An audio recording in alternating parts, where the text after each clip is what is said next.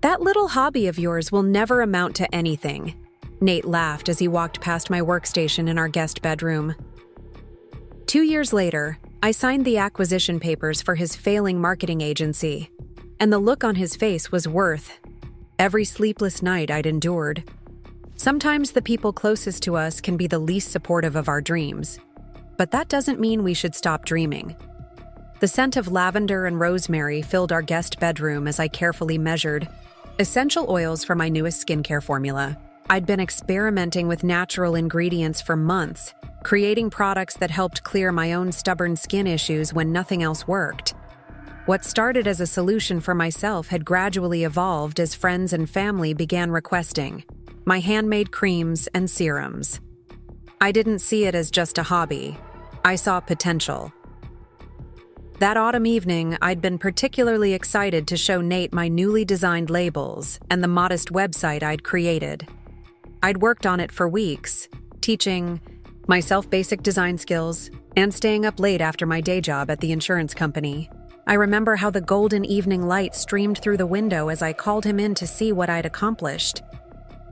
"What do you think?" I asked, unable to hide the pride in my voice as I showed him the laptop screen. "I've already had 15 orders this week from people outside our friend group." Nate glanced at the screen, barely pausing as he loosened his tie. He'd just returned from his job as creative director at Pinnacle Marketing, the agency he'd helped build over the last decade. "Becky, it's cute that you're enjoying this little project, but let's be realistic," he said, his tone carrying that familiar condescension. "The beauty industry is cutthroat. You can't compete with actual businesses that have real funding and expertise." He picked up one of my hand-labeled jars. "This isn't a real business. It's a distraction." His words stung more than I wanted to admit. This wasn't the first time he'd dismissed my ideas, but something about his casual confidence in my failure ignited something inside me. I remembered staring at my reflection in the computer screen after he left the room, seeing my own face superimposed over the website I'd created. In that moment, I made a decision that would change everything. "We'll see about that," I whispered to myself. The next morning, I called my friend Olivia, who had been my most enthusiastic supporter. Over coffee at the Lighthouse Cafe, with the sound of harbor boats in the distance, I confided how Nate's dismissal had affected me. "He doesn't see what you're building," Olivia said, warming her hands around her mug. "But I do. And more importantly, your customers do. You solved your own problem, and now you're helping others solve theirs too. That's the foundation of any successful business." She was right. Every testimonial I received confirmed that my products were making a difference in people's lives. That afternoon, instead of heading back to my insurance job, I visited Gerald Wong, a former client who ran a successful chain of organic grocery stores. Gerald's office overlooked Lakeside Harbor, the water shimmering in the distance. I'd brought my complete product line, laying each item carefully on his desk. He tested each one methodically, asking questions about sourcing, production, and scalability that I hadn't even considered. "You have something special here, Rebecca," he finally said, "but turning this into a real business will take everything you have. Are you prepared for that?" I thought about Nate's smirking face, about the decade I'd spent supporting his career, while putting my own ambitions on hold. "Yes," I answered without hesitation. "I'm all in." Gerald became my mentor, helping me develop a proper business plan and introducing me to Amelia Fernandez, who specialized in helping small businesses secure funding. The path forward wasn't easy. I continued working my day job while building Harborside Naturals nights and weekends. I converted our garage into a production space, much to Nate's annoyance. "You've turned our home into a factory," he complained one night as the scent of essential oils wafted through the house. "This obsession is getting out of hand." I barely heard him. I was too busy packaging orders that had doubled after a local lifestyle blogger featured my recovery serum. When I secured my first small business loan 3 months later, I used it to rent a tiny storefront in Lincoln Square Mall. Quitting my insurance job was terrifying, but necessary. I needed to focus entirely on growing my business. Nate's attitude shifted from dismissive to concerned. "This is a huge risk, Becky. The economy is still recovering. What if it fails? We have a mortgage to pay." "Then I'll find another job," I replied, more confidently than I felt. "But I have to try." Those early months were the hardest. I worked 16-hour days, handling everything from production to sales to accounting. I slept on a cot in my back office during busy periods. My hands cracked from constant exposure to ingredients and washing. There were nights I cried from exhaustion, wondering if Nate had been right all along. But something unexpected was happening. While I struggled to build my business, Nate's agency was facing challenges of its own. Pinnacle Marketing had been slow to adapt to digital trends, losing clients to more innovative competitors. Nate began bringing his stress home, often venting about declining revenues and difficult clients. "You wouldn't understand," he said one night after a particularly rough day. "Running a real business with real stakes isn't like selling face cream to your friends." I bit my tongue, too exhausted to argue. What he didn't know was that earlier that day, I'd signed my first major distribution deal with a regional chain of boutiques. My little hobby was now generating more monthly revenue than my former insurance salary. If you've ever had someone dismiss your dreams or minimize your potential, remember that their limitations aren't yours. The sweetest success comes not from proving others wrong, but from proving yourself right. Subscribe to join our community that celebrates resilience, self-belief, and the courage to build something meaningful, even when, especially when, those closest to us don't see the vision yet. We're just getting started. The real turning point came 6 months later. I was invited to speak on a panel about women entrepreneurs at the Harborside Convention Center. My products had developed a cult following, with customers posting dramatic before and after photos online. A major beauty industry publication had featured Harborside Naturals as a brand to watch. I didn't expect Nate to attend the panel, so I was surprised to see him slip into the back row just as it began. From the stage, I could see his expression shift from skepticism to astonishment as the moderator read my introduction, detailing Harborside Naturals' remarkable growth and recent acquisition of manufacturing facilities on Maritime Avenue. "How did you do it?" he asked later that evening, his voice uncharacteristically humble.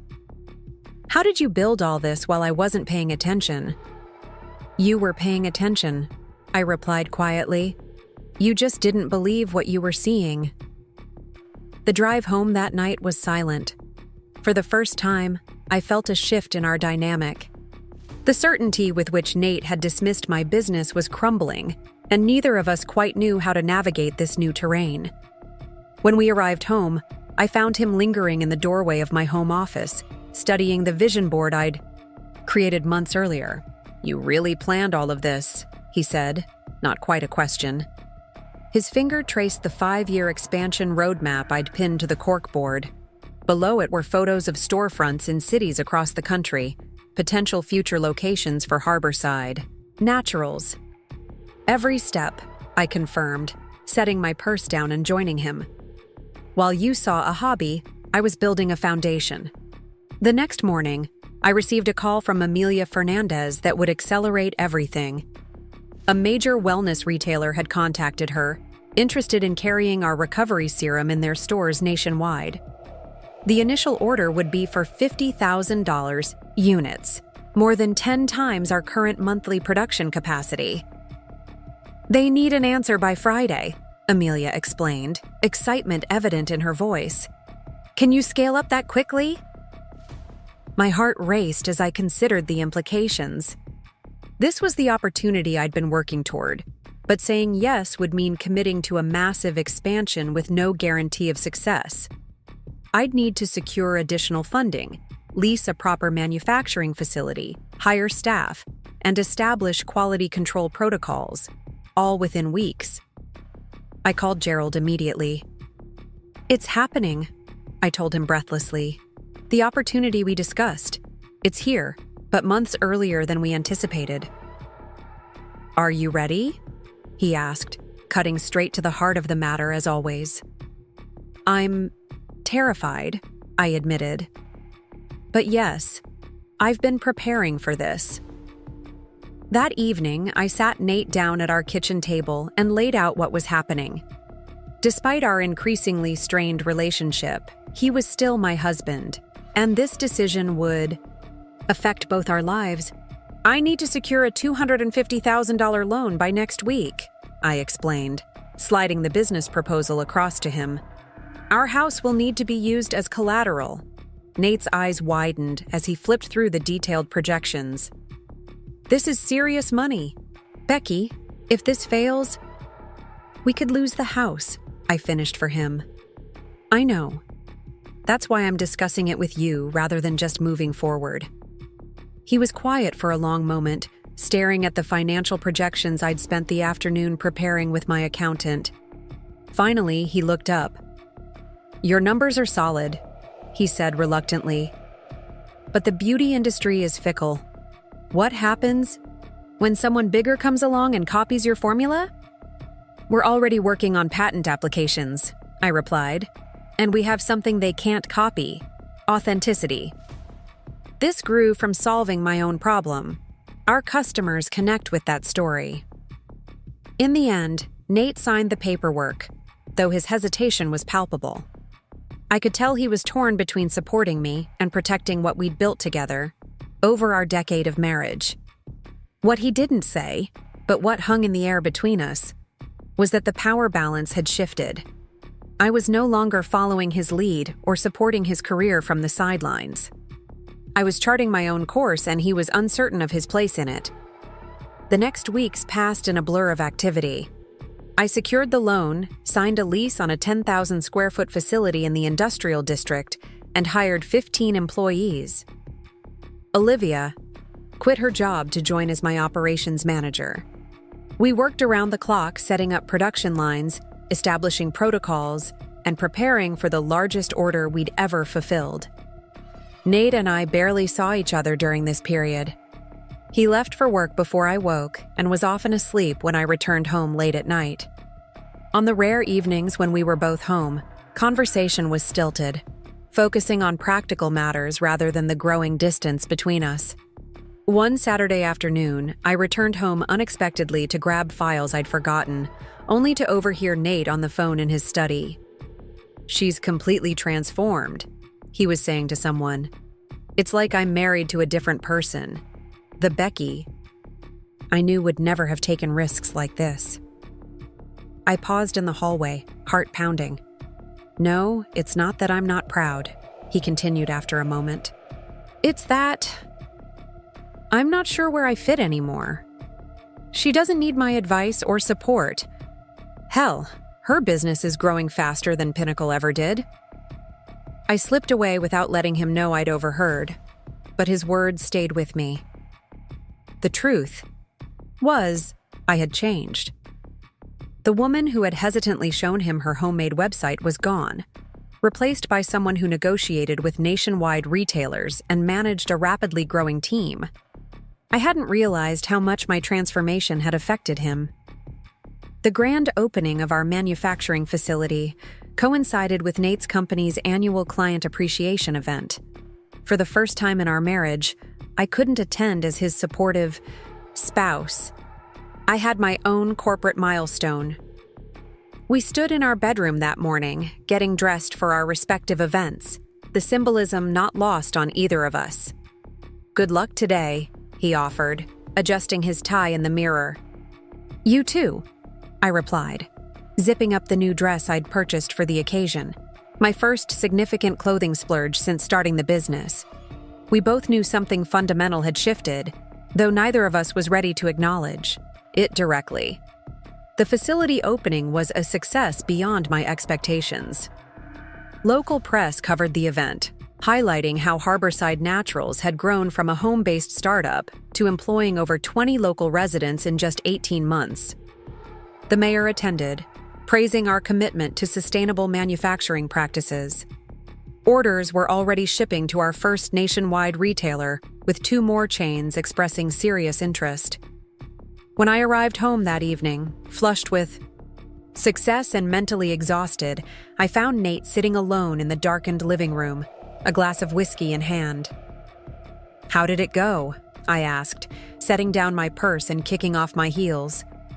"We lost the Westridge account," he said flatly. "Our biggest client. They're going with a younger agency that specializes in digital." My heart sank for him. "Nate, I'm so sorry." He gave a humorless laugh. "Victor and I spent the afternoon reviewing our options. We're going to have to let 6 people go next week if we can't replace the revenue quickly." I sat beside him, uncertain how to respond. Pinnacle Marketing had been established for over a decade, while my business was still in its infancy. Yet they were struggling while Harborside Naturals thrived. The irony wasn't lost on either of us. "What about pivoting more toward digital?" I suggested carefully. "With your creative team, surely you could." "Don't," he interrupted, his voice sharp. "I didn't ask for business advice, Becky." The silence that followed was deafening. We had reached an impasse I wasn't sure how to navigate. For years, Nate had freely offered business guidance, positioning himself as the expert. Now that I could potentially offer valuable insights based on my growing success, he wasn't ready to receive them. "I should check on production numbers," I said finally, rising from the couch. We had a few quality control issues to address before tomorrow's shipment. As the weeks passed, our home life settled into an uneasy pattern. We operated like roommates sharing space but leading separate lives. Nate continued to struggle at Pinnacle, losing 2 more key clients and being forced to downsize their office space. Meanwhile, Harborside Naturals continued its upward trajectory. The disparity became impossible to ignore when I was featured on the cover of Harbor Business Monthly, the same publication that had showcased Nate's success 5 years earlier. The headline read, "Harborside Naturals: How Rebecca Mitchell Built a Beauty Empire from Her Bedroom." Inside was a 4-page spread detailing my journey from homemade formulas to a multi-million-dollar enterprise. I found the magazine thrown in the trash when I came home that evening. Nate didn't mention having seen it, and I didn't bring it up. We had reached the point where acknowledging my success had become too painful for him to bear. The situation reached a breaking point during the holiday season. Sales at Harborside Naturals had tripled with our special edition gift sets, necessitating overtime shifts and my constant presence at the facility. Nate and I had barely spoken in weeks when he confronted me one evening as I packed my laptop to return to work after a quick dinner at home. "Do you even live here anymore?" he demanded, blocking my path to the door. "You know this is our busiest season," I replied, trying to keep my voice even. "We're shipping 10,000 units daily." "And what about us, Becky? What about our marriage? Does that even matter anymore?" The question hung between us, weighted with months of unspoken tension. I set my laptop down slowly. "Of course it matters," I said quietly. "But I can't pretend to be someone I'm not anymore, Nate. I can't shrink myself or my business to make you comfortable." "That's not what I'm asking," he countered, though we both knew there was truth in my words. "Isn't it?" I challenged. "Would we be having this conversation if Pinnacle was thriving and Harborside was struggling? Or would you be working late nights while I waited at home, supporting your dream like I did for years?" His silence was answer enough. The dynamic that had defined our relationship for a decade, his career taking precedence, my ambitions secondary, no longer worked now that the roles were reversed. "I love you, Nate," I said, softening my tone. "But I love what I'm building too. I need a partner who can celebrate that with me, not resent it." The following weekend, we had the conversation we'd both been avoiding. Sitting at our kitchen table, the same one where I'd first shown him my homemade products, we acknowledged that our marriage couldn't withstand the fundamental shift in our relationship. Nate moved into a downtown apartment the following week. The separation was civilized but painful. We'd built a life together that was now unraveling, not because of lack of love, but because we couldn't adapt to my unexpected success and his simultaneous struggle. In our decade together, we'd never anticipated this reversal of fortune. Despite the personal turmoil, Harborside Naturals continued to flourish. By the end of our second year, we had expanded to 3 manufacturing facilities, and our products were available in over 2,000 retail locations nationwide. Our direct-to-consumer online sales had exploded after a series of viral social media posts from celebrities who had discovered our products organically. I threw myself into work, using the pain of my crumbling marriage as fuel for further innovation. We launched a new line of wellness supplements that complemented our skincare products, creating a holistic approach to beauty that resonated deeply with our growing customer base. Industry analysts began referring to Harborside as a disruptor in the traditionally corporate-dominated beauty space. Then came the news that would change everything once again. Victor Ramirez, Nate's business partner, requested a private meeting at the Lighthouse Cafe where my journey had begun with Olivia's encouragement nearly 3 years earlier. "Pinnacle is in trouble," he admitted, stirring his coffee nervously. "Serious trouble. We've lost 40% of our client base in the past year.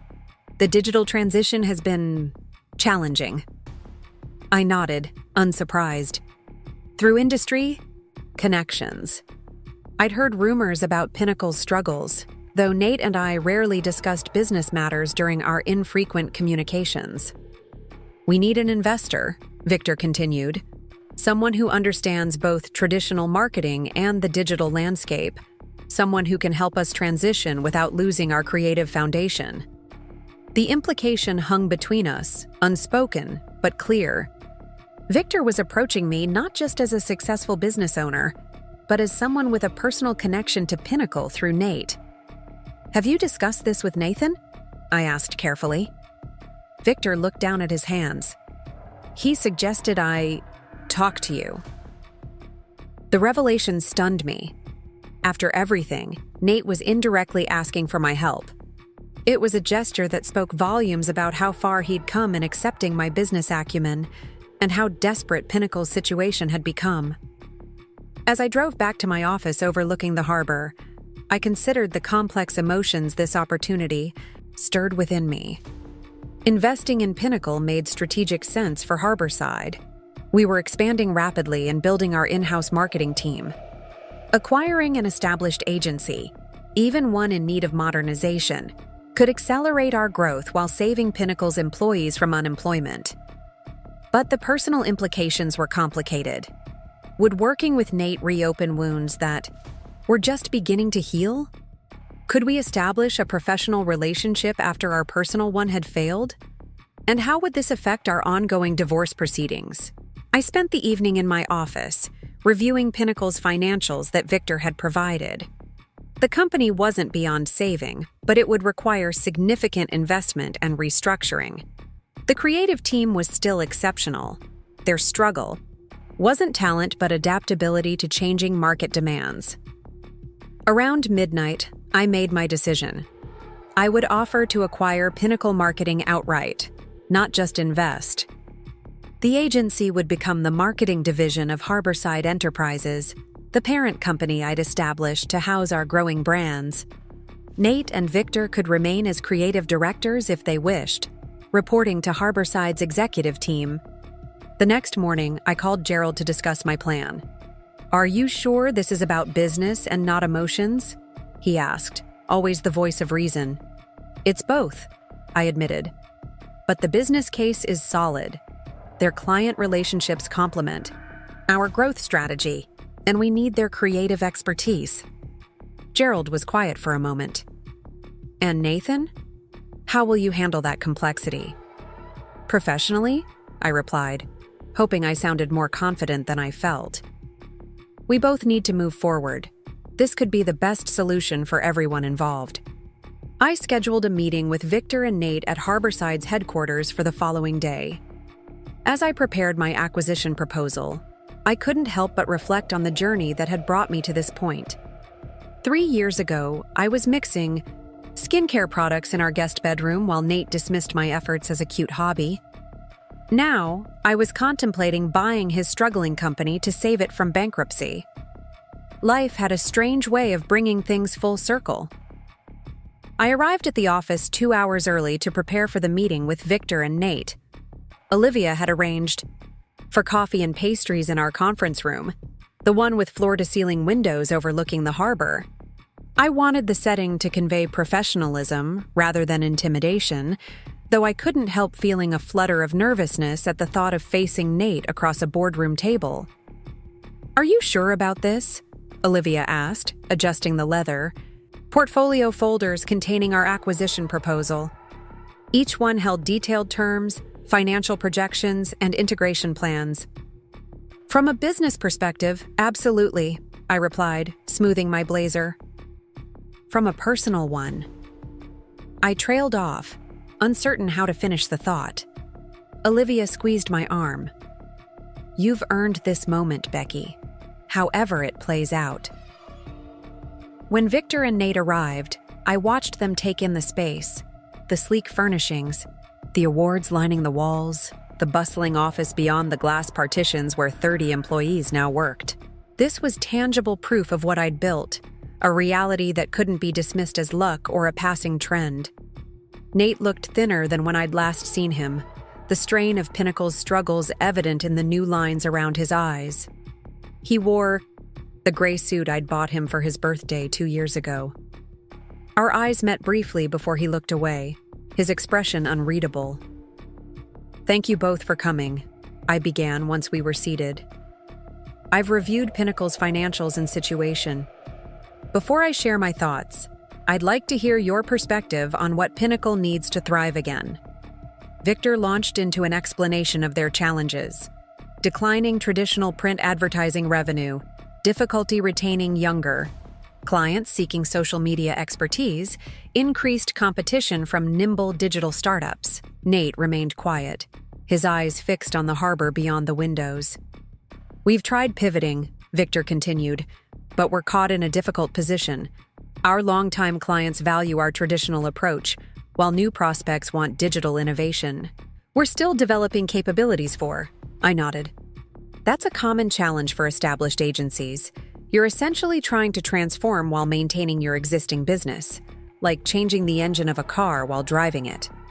"Exactly," Victor agreed, relief evident in his voice at being understood. Finally, Nate spoke. "What we need is capital to build our digital division properly. Not piecemeal, not with freelancers, but with true expertise. We have the creative foundation, but we need the technical implementation." His voice was steady, professional, as if we were strangers discussing business, not exes whose marriage had dissolved partly because of these very issues. "I agree," I said simply, opening my folder, "which is why I'm proposing a full acquisition rather than a capital investment." I slid copies of the proposal across the table. Victor immediately began flipping through the pages, while Nate stared at the cover without opening it. "You want to buy Pinnacle outright?" Victor asked, surprise evident in his voice. "Yes. Harborside Enterprises would acquire Pinnacle Marketing, which would become our in-house marketing division. We'd retain your core creative team and client relationships while investing in digital expansion." I kept my tone matter of fact, focusing on Victor rather than meeting Nate's gaze. "And our roles?" Nate asked quietly, finally opening the proposal. "You and Victor would become creative directors in the new division, reporting to Harborside's CMO. Your expertise and client relationships are valuable assets we want to preserve." The room fell silent as they reviewed the details. The offer was fair, generous even. It valued Pinnacle's brand reputation and creative portfolio above its current struggling financial reality. It also guaranteed positions for 80% of their current staff, with severance packages for redundant roles. Victor looked increasingly excited as he digested the numbers. Nate's expression remained controlled, but I could see the slight tensing of his jaw, a tell I recognized from our years together. This was difficult for him, perhaps even humiliating, but he was also practical enough to recognize a lifeline when it appeared. "Could we have a moment to discuss privately?" Victor asked. "Of course. Take your time. I'll be in my office when you're ready to talk further." I stood, gathering my notes. As I reached the door, Nate finally looked directly at me. "Why are you doing this, Becky? Really?" The question hung in the air between us. Was it a rescue, revenge, or simply good business? Perhaps elements of all three. "Because it makes sense for Harborside," I answered carefully. "And because despite everything, I respect what you built at Pinnacle. It deserves a chance to evolve rather than disappear." I left them to deliberate, returning to my office where I tried to focus on other work while waiting. 40 minutes later, Olivia knocked on my door. "They're ready to talk," she said. "And I think you should know, they've been arguing." I couldn't hear everything, but it sounded intense.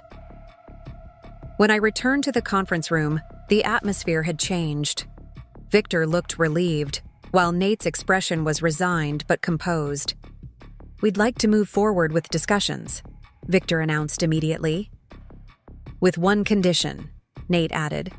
"We want assurance that our remaining team members will have genuine opportunities within Harborside, not just temporary positions until you can replace them." The request revealed what truly mattered to him, not his own position or pride, but the people who had remained loyal to Pinnacle through its struggles. I felt a flicker of the respect that had first drawn me to him years ago. "I can absolutely commit to that," I replied. "We're growing rapidly and need talented people. This isn't about eliminating Pinnacle, it's about integrating your strengths into our organization." Over the next few weeks, our respective legal teams hammered out the details of the acquisition. The process was surprisingly smooth, with both sides motivated to complete the deal before Pinnacle's financial situation deteriorated further. Throughout the negotiations, Nate maintained a professional distance, participating in meetings but avoiding any one-on-one interactions with me. The day we signed the final papers was surreal. 3 years after Nate had dismissed my little hobby, I was purchasing his company for a 7-figure sum.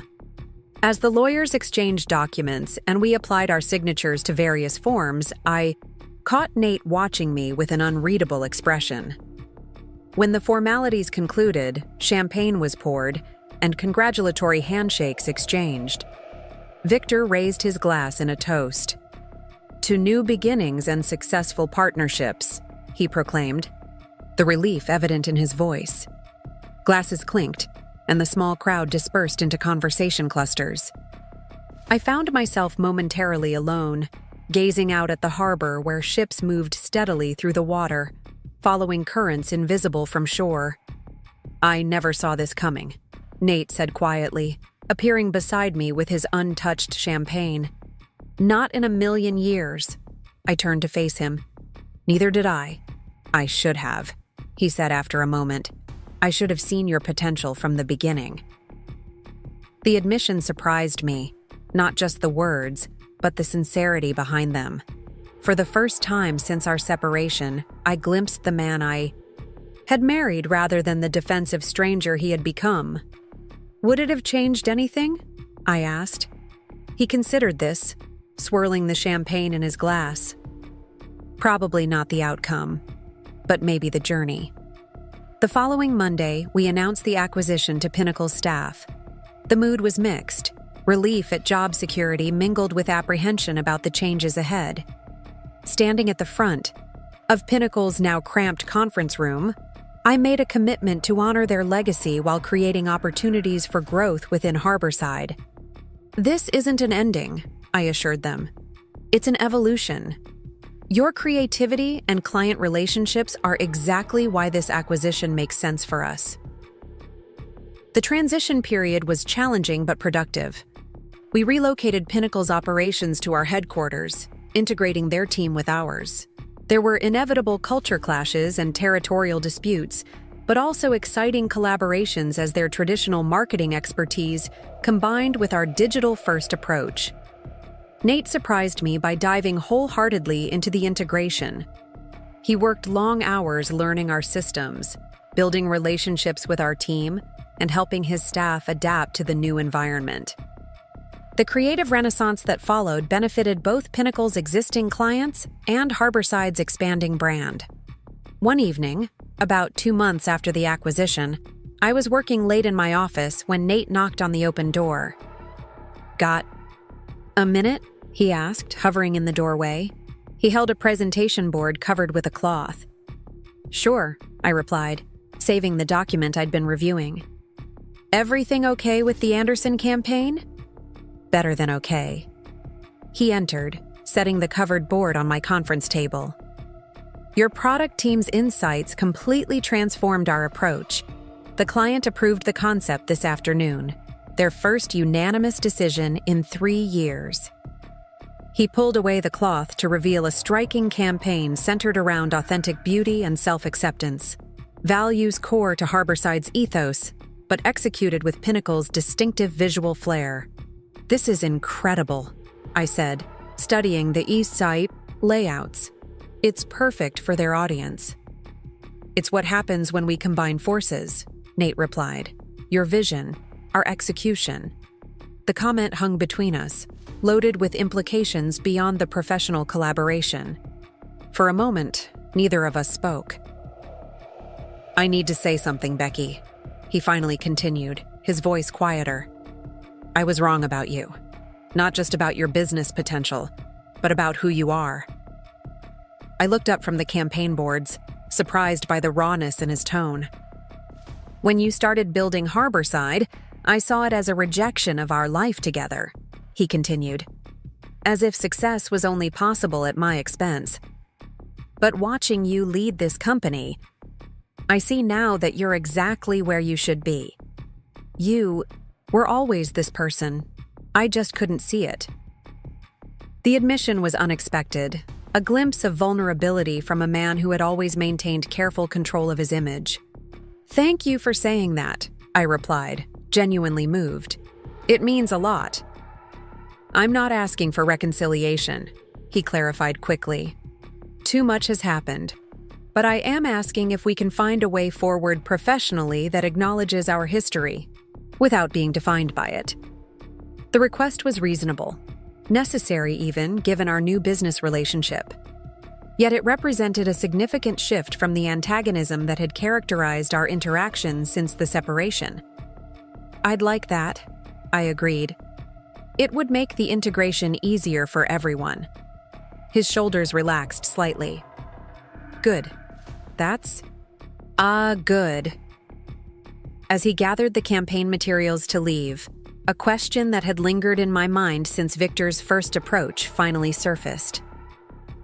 "Nate, why did you tell Victor to approach me about the acquisition? You must have known how difficult that would be." He paused at the door, considering his answer carefully. "Because despite everything, I knew you'd be fair," he said finally. "You had every reason to watch Pinnacle fail, but that's not who you are. You build things, you don't destroy them." He offered a small, genuine smile. "Even when they might deserve it." After he left, I remained at my desk, reflecting on how completely our roles had reversed. The husband who had once dismissed my ambitions was now working within the company I'd built.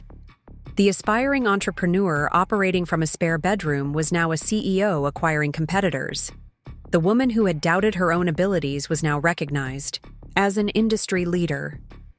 The journey hadn't been what either of us expected, but perhaps it had led us exactly where we needed to be. Not together, but not enemies either. Something in between, something new that acknowledged our shared history, while respecting the separate paths ahead. As I gathered my things to leave for the night, I passed the wall of press clippings in our main hallway. Among them was the framed cover of Harbor Business Monthly with my photo. Beside it now hung the announcement of Pinnacle's acquisition. A visual reminder of how far we'd both come, separately and together. The story wasn't finished. In business, stories rarely have neat endings. But this chapter had concluded better than I could have imagined when Nate first laughed at my little hobby in our guest bedroom 3 years earlier. Not with triumph or revenge, but with something more valuable. Mutual respect and the satisfaction of knowing I had stayed true to myself throughout the journey. 6 months after the acquisition, Harborside Enterprises held its first company-wide retreat at a scenic lakeside resort 2 hours from the city. Watching the merged teams mingle during the welcome reception, I felt a quiet pride in how far we'd come. The initial tension between Pinnacle's traditional marketers and our digital-first team had evolved into a productive synergy that was already delivering results for our clients. "You look pleased," Olivia remarked, joining me at the railing of the resort's deck overlooking the water. "And you should be. Nobody thought this integration would go so smoothly." "There were moments I wondered if we'd made a mistake," I admitted, thinking of the heated arguments during early strategy meetings and the resignation of 2 Pinnacle executives who couldn't adjust to the new structure. "But the combined team is stronger than either was separately." Olivia nodded toward a group near the bar where Nate was deep in conversation with our product development team, gesturing animatedly as he explained something. "Even he's found his place. That couldn't have been easy to navigate." "For either of us," I agreed. Our professional relationship had settled into a respectful collaboration that occasionally hinted at the connection we'd once shared. We were careful to maintain appropriate boundaries, but the bitter tension of our separation had gradually dissolved into something more complex.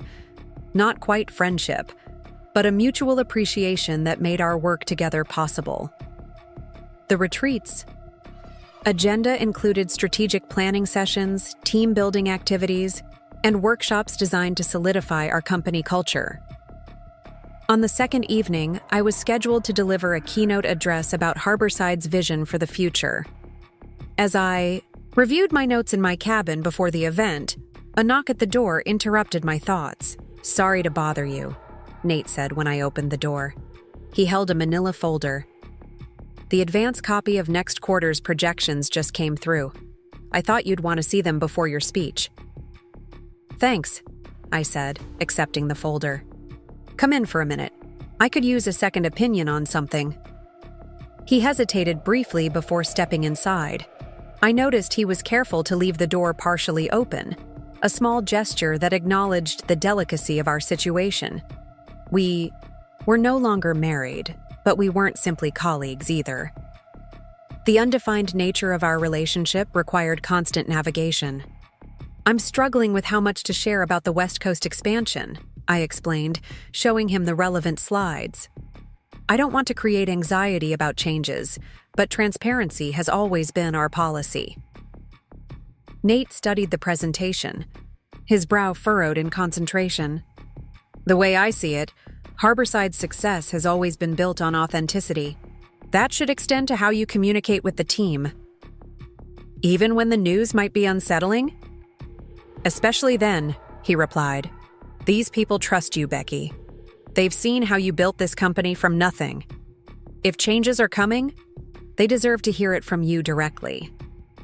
His advice echoed the values I'd established for Harborside from its earliest days. Despite our complicated history, Nate understood the company's ethos, perhaps because he'd witnessed its birth, even if he hadn't believed in it initially. "You're right," I said, making notes on my outline. "I'll address it head-on." As he turned to leave, he paused by the door. "For what it's worth, I think the acquisition has been good for both companies. Your instincts were right. Again." The simple acknowledgement meant more than it should have. After years of dismissal followed by resentment, Nate's recognition of my business acumen felt like the closing of a circle. That evening's keynote went better than I'd anticipated. Standing before the combined teams, over 80 employees, now, I shared Harborside's journey from my guest bedroom experiments to our current position as an emerging leader in the natural beauty industry. I acknowledged the challenges of our rapid growth and outlined the strategic vision for our upcoming West Coast expansion. "Some of you will have opportunities to relocate if you're interested," I explained, addressing the concern directly as Nate had suggested. Others will take on new responsibilities here as we promote from within to fill the gaps. What I promise is that everyone will have clarity about where they fit in our future. The response was enthusiastic, with questions focusing on opportunities, rather than anxieties. After the formal Q&A ended, I found myself surrounded by team members eager to share ideas for the expansion. The energy in the room was electric, exactly the unified culture we'd been working to create. Much later, after the evening had transitioned to more casual socializing, I slipped away to the quiet of the resort's lakeside path. The moon cast a silver reflection on the water, and the spring air carried the scent of pine. After months of non-stop work, the peaceful moment was a rare luxury. "Mind some company?" Nate's voice came from behind me. He held 2 cups of tea, offering one to me. "Thanks," I said, accepting the warm mug. "Just needed some quiet to process everything." He nodded, understanding without explanation. We walked silently along the shore for a few minutes, the sounds of distant laughter from the retreat fading behind us. "Your speech tonight reminded me of something," he said finally. "Do you remember that business plan competition at State, University, junior year?" I laughed, surprised he'd recall such a distant memory. "The one where I froze completely and couldn't get through my presentation?" "That's the one. You had that idea for personalized nutritional supplements, way ahead of its time." "Not my finest moment," I admitted. The memory of standing paralyzed before the judges still carried a sting of embarrassment. "What I remember most," Nate continued, "was what you said afterward. When everyone else was celebrating or drowning their sorrows, you were already revising your concept, talking about next year's competition." I'd forgotten that detail, but he was right. The failure had only intensified my determination to improve the idea. "I should have recognized then what I was seeing," he said quietly. "That persistence, the ability to turn setbacks into fuel, it was always there." We stopped walking, facing the moonlit water. The conversation had ventured into territory we'd carefully avoided during months of professional collaboration. Our shared past, the missed signals, the mistaken assumptions that had shaped our relationship. "Why bring this up now?" I asked. Nate took a moment before answering. "Because watching you lead this retreat, seeing what you've built, I keep thinking about all the signs I missed, not just with Harborside, but throughout our relationship. You were always capable of this level of vision and leadership. I just never created space for it." The admission hung between us, more meaningful than the professional respect we'd established in recent months. This was personal, an acknowledgement of the dynamic that had ultimately fractured our marriage. "We both made mistakes," I offered. "I allowed myself to be sidelined. I didn't fight for my ideas the way I should have."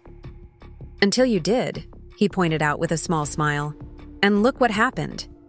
The moment held a peculiar intimacy, not romantic, but deeply honest in a way our marriage hadn't been for years before its end. We were seeing each other clearly, perhaps for the first time, without the distortions of resentment or power imbalance. "I've been offered a position with Meridian Group in Chicago," Nate said, after a long silence, changing the subject abruptly. "Their creative director is retiring next quarter." The news was unexpected. "That's a prestigious agency. When would you leave?" "I haven't accepted yet," he replied. "I wanted to discuss it with you first, given our arrangement." The professional courtesy was appropriate, but something in his tone suggested there was more to the conversation than a simple resignation notice. "Meridian's a great opportunity," I said carefully. "You'd be overseeing national campaigns again." "I would," he agreed. "But it would mean leaving behind what we're building here. The integration is still delicate. My departure could disrupt the progress we've made with Pinnacle's clients." He was right about the potential disruption, but his concern seemed to extend beyond business implications. There was a question beneath the statement that neither of us was ready to articulate. "What do you want to do?" I asked instead. Nate turned to face me directly. "Honestly, I don't know. 6 months ago, I'd have jumped at the chance to start fresh somewhere new. Now." He hesitated. "Now I'm not convinced running away is the right move." "Running away?" I repeated. "Is that how you see it?" "Maybe. Or maybe it's just the next logical step. We've managed to build a surprisingly functional professional relationship out of the wreckage of our marriage. Perhaps that's all we can expect." The statement contained both closure and an opening, an acknowledgement of what we'd achieved alongside a question about whether there could be more. Not necessarily a rekindling of our romance, but perhaps a deeper healing than we'd allowed ourselves to imagine.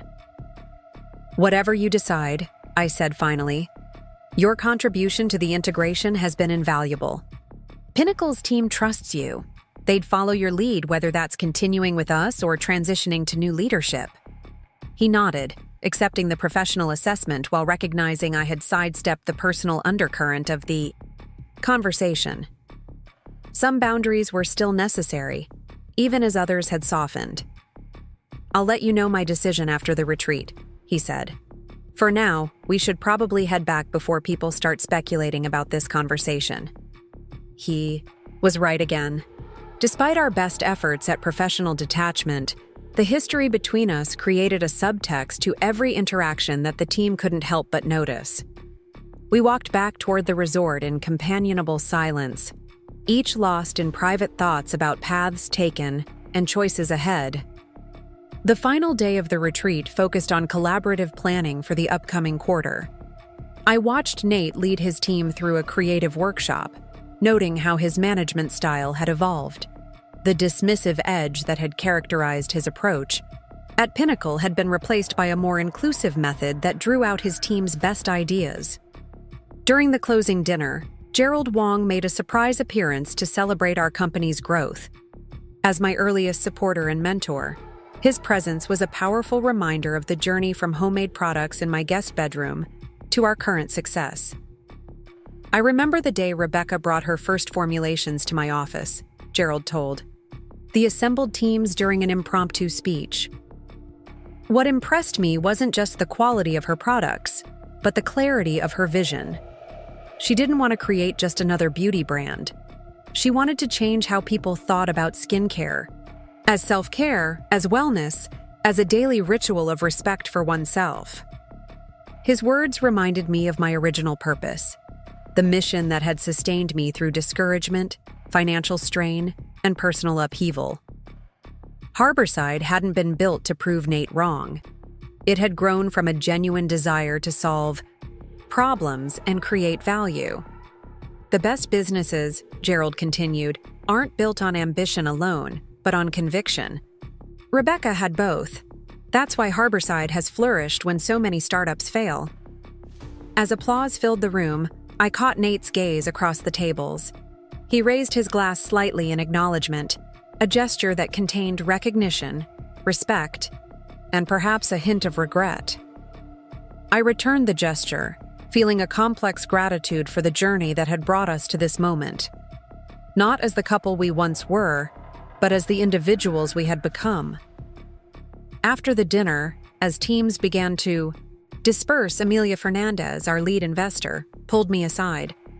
"Congratulations on a successful integration," she said. "Not many acquisitions transition this smoothly, particularly with the personal complications involved."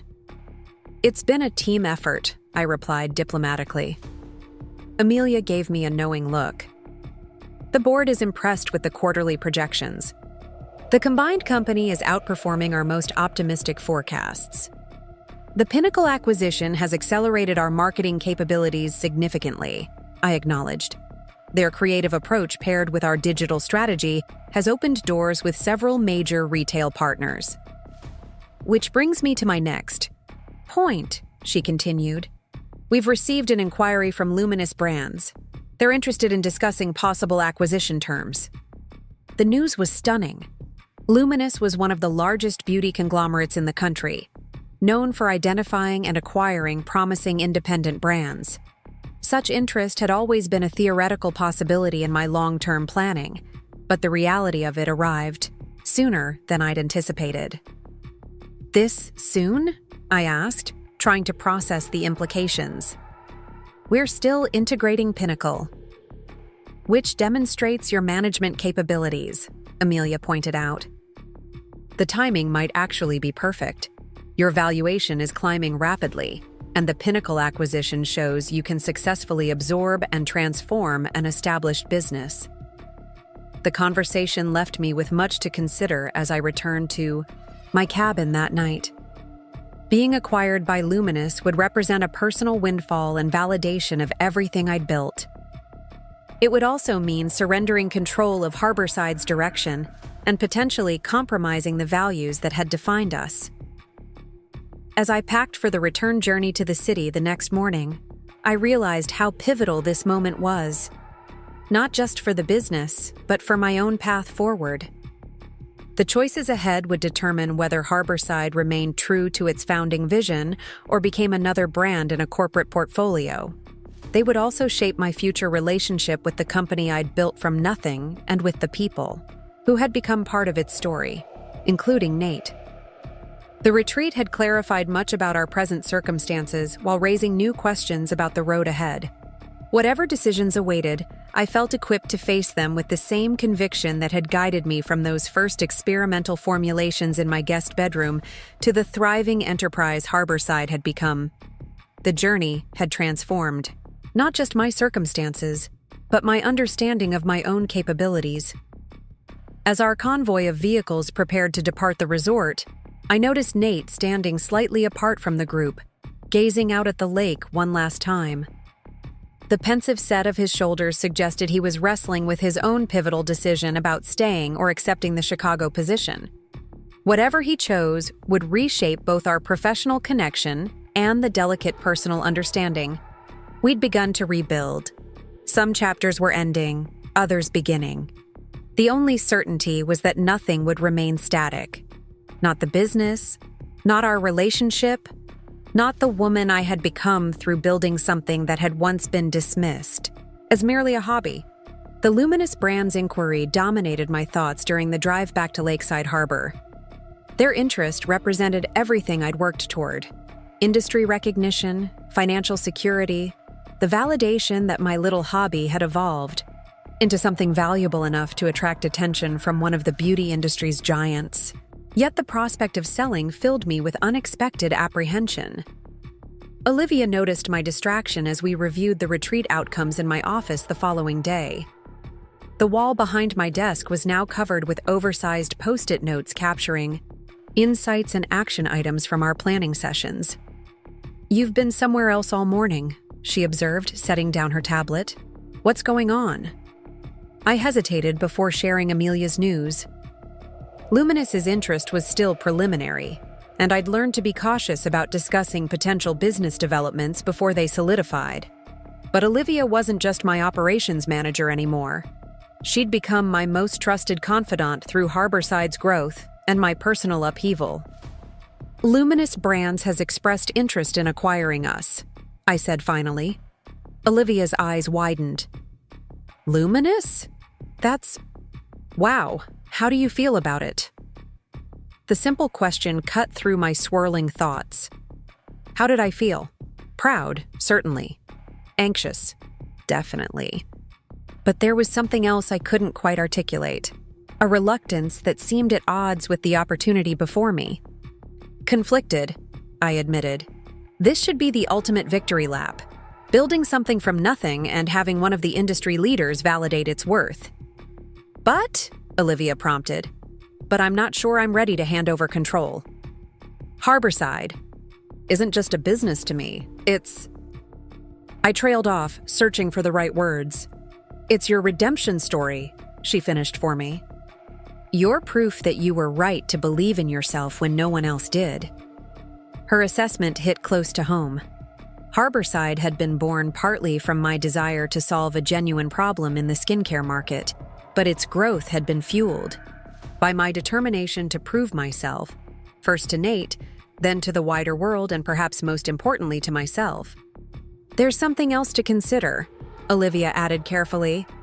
The Pinnacle acquisition is still fresh. How would selling to Luminous affect those employees who've just started to find their footing here? She was right to raise the concern.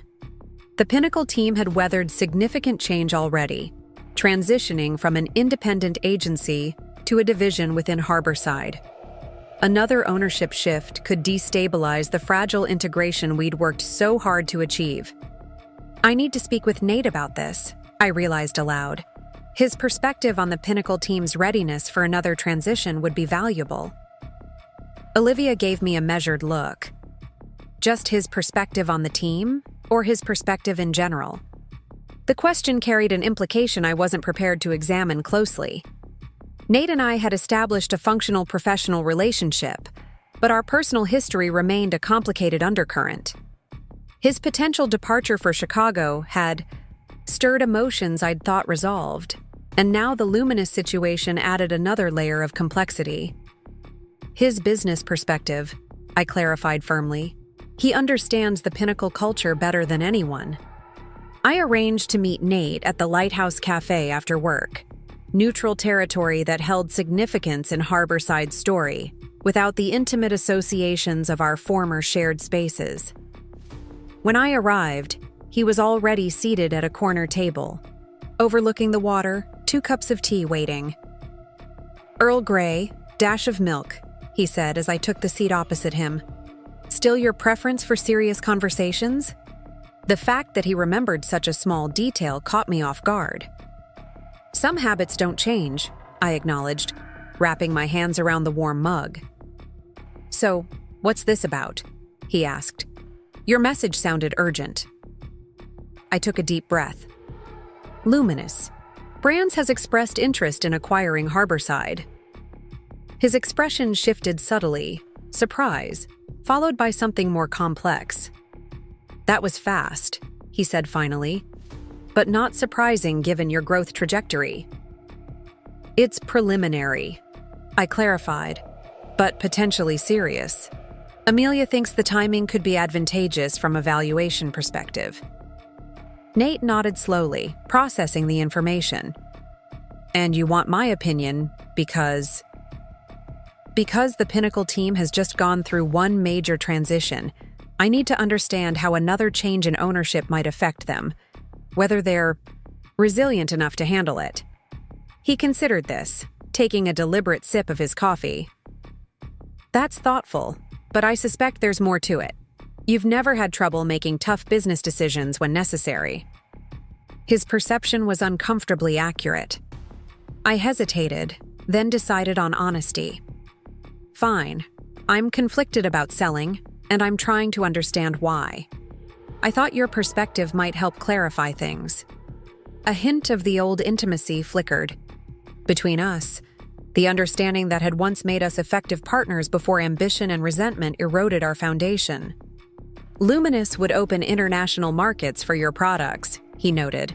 "Their distribution network alone would double your reach overnight." "I know the business case," I said. "What I'm struggling with is the personal one." Nate leaned back, studying me with newfound clarity. "You're worried about what happens to Rebecca if Harborside isn't yours anymore." The observation struck with precision. He had articulated the core of my hesitation, the question of identity. For 3 years, I had been defined by building Harborside, by proving that my vision had merit despite initial dismissal. Who would I be if that journey concluded with a corporate acquisition? When I started Harborside, it was about creating something meaningful, I explained. Something that solved a real problem. Somewhere along the way, it also became about proving myself. "To me?" Nate added quietly.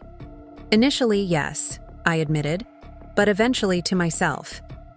Harborside became proof that I could trust my own instincts, that I didn't need external validation to know my ideas had value. And now you've built something successful enough to attract Luminous's attention. That's the ultimate validation." "Which should feel like victory," I said. So why am I hesitating? Nate was quiet for a moment, gathering his thoughts. When he spoke, his words carried a thoughtfulness I'd rarely experienced during our marriage. Because Harborside isn't just a business to you, it's a testament to your transformation. Selling it feels like closing that chapter of your story before you're ready. His insight was startlingly accurate. The journey of building Harborside had changed me fundamentally, from a woman who doubted her instincts to one who trusted her vision implicitly. The company's growth had paralleled my own evolution. "What would you do?" I asked, genuinely curious about his perspective. He smiled slightly. "You never used to ask for my opinion on important decisions." "I never used to value it," I replied honestly. "Things change." The admission hung between us, an acknowledgement of how our relationship had evolved from dismissal to resentment to something approaching mutual respect. "If it were me," he said finally, "I'd consider what I wanted my legacy to be. Would Harborside thrive under Luminous? Would they preserve what makes it special, or would it become just another brand in their portfolio? And most importantly, what do you want to do next? If you sell, you'll have resources and freedom to build. Something new if you choose." His questions echoed my own internal debate, but hearing them articulated helped clarify my thinking. The decision wasn't simply about business valuation, it was about purpose and future direction. "What about you?" I asked. "Have you decided about Chicago?" He looked out toward the harbor, where boats gently rocked with the evening tide. "I'm leaning toward staying," he said finally. "There's still work to do here with the Pinnacle integration. Leaving now would feel like abandoning a project mid-completion." "Is that the only reason?" The question slipped out before I could consider its implications. Nate turned back to me, his expression unreadable.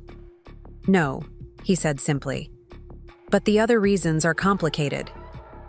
The admission created a momentary tension, an acknowledgement that our professional relationship might not be the only consideration in his decision. Before I could respond, his phone buzzed with a message. "The creative team needs input on the Westridge campaign," he explained, checking the notification. Their deadline was moved up. "You should go," I said, grateful for the interruption that prevented us from venturing into territory neither of us was prepared to navigate. "We can continue this discussion tomorrow." As he gathered his things to leave, Nate paused. "For what it's worth, Becky, I think you'll make the right decision about Luminous. You've built something remarkable. Whatever happens next should honor that." After he left, I remained at the table, watching the harbor lights reflect on the darkening water. Our conversation had clarified some aspects of my hesitation while complicating others. The decision about Luminous wasn't just about business, strategy. It was about identity, purpose, and the next chapter of my journey. The following morning, I requested a meeting with Gerald Wong. As my earliest supporter and mentor, he offered perspective I couldn't find elsewhere. Wisdom unclouded by the emotional complexities that characterized my conversations with Nate.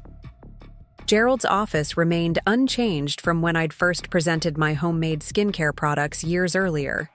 The same view of the harbor, the same meticulous organization, the same sense of calm purpose. He listened attentively as I outlined Luminous's interest and my conflicted response. "Many entrepreneurs struggle with this crossroads," he observed when I finished. "Building something from nothing creates a powerful attachment. Letting go feels like surrendering part of yourself." "It's not just attachment," I clarified. "It's concern about Harborside's future. Luminous has acquired other independent brands that lost their identity within the corporate structure." Gerald nodded thoughtfully. "That's a legitimate concern. But consider this. You've achieved what many never do. You've created something of genuine value, something that improves people's lives. Perhaps the question isn't whether to sell, but how to ensure Harborside's mission continues even if ownership changes. Through contractual protections, I asked. Partly, he agreed, but also through the culture you've built and the team you've assembled. A strong organizational identity can survive ownership changes if its foundation is solid. His perspective shifted my thinking. Perhaps the choice wasn't binary: maintain complete control or surrender Harborside's future.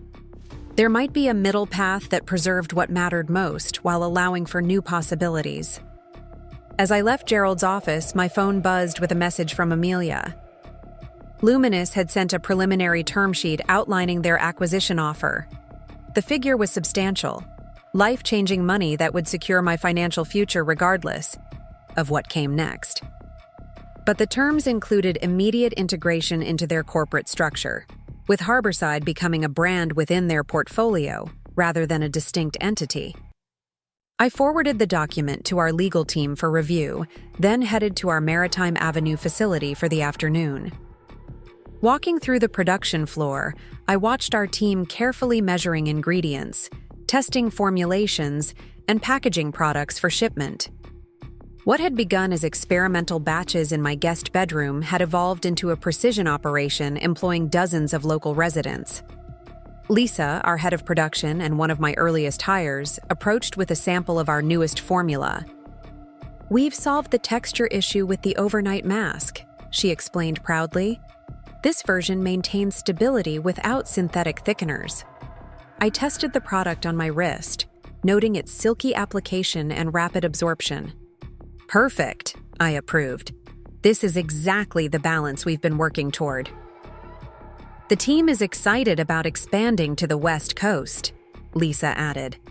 "Several of them have already volunteered for temporary assignments to train the new facility. Staff." Her comment reminded me of what was at stake in the Luminous decision. It wasn't just my creation or financial future, it was the livelihoods and aspirations of everyone who had joined Harborside's journey.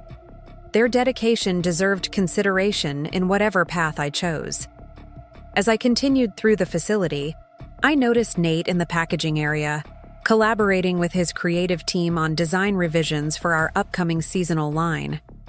He had immersed himself fully in Harborside's operations since the acquisition, adapting his traditional marketing expertise to our brand aesthetic with surprising flexibility. When he saw me, he excused himself from the team and joined me near the window overlooking the shipping area. "I've been thinking about our conversation yesterday," he said without preamble, "about Luminous and what it means for Harborside's future." "And?" I prompted. "And I realized I never properly acknowledged what you've built here. Not just a successful company, but a community with shared values and purpose." He gestured toward the busy production floor. "That's rare, Becky. Whatever you decide about Luminous should protect that above all." His perspective mirrored Gerald's. Advice, but carried additional weight, coming from someone who had witnessed firsthand both my early determination and the thriving reality it had created. The validation wasn't necessary for my decision, but it reflected how far we'd both come. From the days when he'd dismissed my little hobby. "I'm meeting with the board tomorrow to discuss the offer," I told him. "Their input will be valuable, but ultimately, this is my decision to make." Nate nodded. "For what it's worth, I think you've always known what's right for Harborside. You just needed to trust that instinct." As he returned to his team, I was struck by the irony of receiving encouragement to trust my vision from the person who had once been its most dismissive critic. Our roles had shifted dramatically, not just professionally, but in how we perceived each other's capabilities. That evening, alone in my office with the harbor lights twinkling beyond the windows, I drafted 2 documents: my formal response to Luminous's offer and a personal reflection on what I wanted Harborside's legacy to be. The process clarified my thinking in a way that conversations with others couldn't. This decision, like the one to start Harborside in the first place, ultimately came down to my own vision and values. By morning, I knew my answer. Meeting with the board would be a formality, a chance to articulate the reasoning behind a bow, decision I'd already made after careful consideration of both business realities and personal priorities. Whatever came next would be another chapter in a story that had already exceeded all expectations. The transformation of a dismissed idea into a thriving enterprise that had changed not just my life, but the lives of everyone connected to it. As dawn broke over Lakeside Harbor, casting golden light across the water, I felt a sense of clarity that had been elusive since Amelia first mentioned Luminous's interest. The path forward wasn't about proving anything anymore. It was about honoring what had been built and creating space for what might yet become. The boardroom fell silent as I concluded my presentation. Amelia's expression remained neutral, but I detected a hint of surprise in the slight arch of her eyebrow. Gerald nodded thoughtfully, his fingers steepled beneath his chin. The other board members exchanged glances, processing the counterproposal I'd just outlined. To summarize, I said, standing confidently beside the projected financials, I'm recommending we decline Luminous Brand's acquisition offer as presented. Instead, I propose we negotiate a strategic partnership that allows Harborside to maintain operational independence while leveraging Luminous's distribution channels and manufacturing capabilities. Victor, who had joined the board following Pinnacle's acquisition, leaned forward. You're suggesting we leave significant money on the table, Rebecca. The valuation they've offered exceeds market standards for companies at our stage. In the short term, yes, I acknowledged. But I believe Harborside's long-term value will increase substantially if we maintain control of our product development and brand identity. Our customer loyalty metrics exceed industry averages precisely because we're not perceived as a corporate entity. I advanced to the next slide showing customer testimonials and retention statistics. These aren't just numbers. These are relationships built on trust. People believe in Harborside because they know we prioritize quality and transparency over profit margins. That competitive advantage would be jeopardized under full acquisition. Amelia tapped her pen against her notepad. Luminous approached us specifically because of that brand loyalty. They want to acquire it, not dismantle it. Corporate intentions and implementation often diverge, I countered. We've all seen acquisitions where promises of autonomy gradually erode once integration begins. I'm not suggesting we reject the opportunity entirely, just that we reshape it to protect what makes Harborside valuable. The discussion continued, for nearly 2 hours examining financial projections, market trends, and potential risks of both accepting and declining the offer.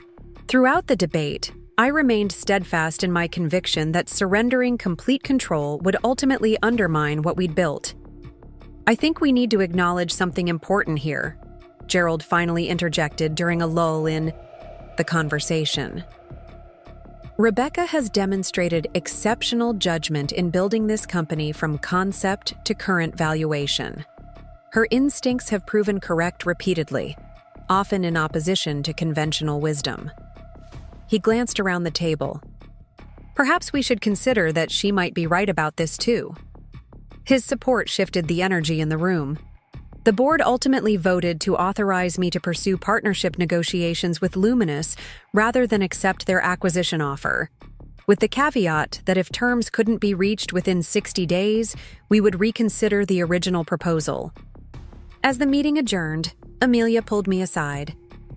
"Bold move," she said, her tone indicating both respect and concern. "Luminous isn't accustomed to being declined. They may walk away entirely." "Then we continue on our current trajectory," I replied. "I'd rather grow more slowly on our terms than rapidly on theirs." She studied me for a moment. "This isn't just about business strategy for you, is it?" "No," I admitted. "It's about integrity.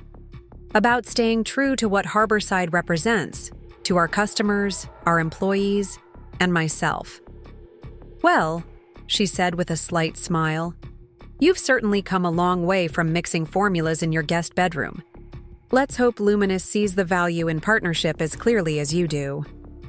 As expected, Luminous initially balked at my counter-proposal. Their chief strategy officer called the following day, his irritation evident even through the carefully measured corporate language.